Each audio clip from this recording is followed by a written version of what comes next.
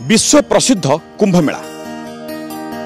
यह कुंभमेला लक्ष लक्ष श्रद्धालु और भक्तों भिड़ जमी थाए। यार भितर बेस महत्व रखती नागा साधु माने। प्रकृत में नागा साधु माने किए, केउठु आसंती नागा साधु, नागा साधुंकर प्रकृत में कार्य कौन रही कुंभमेला देखंतु एही रिपोर्ट रे।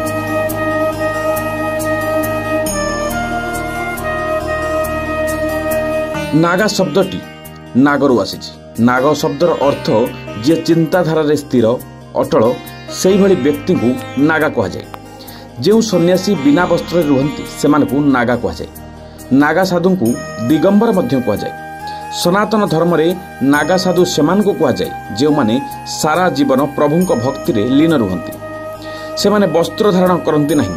प्राचीन काल रे किछि लोक एपरि थिले जो माने निज धर्म को प्रचार प्रसार करिवा पई अन्य उपरे अन्याय अत्याचार करुथिले। सेमानक अत्याचार रे लोके त्राही त्राही डाकुथिले। एपरि स्थिति रे आगकु आसिथिले नागा साधु। सेमानक सह लढिथिले।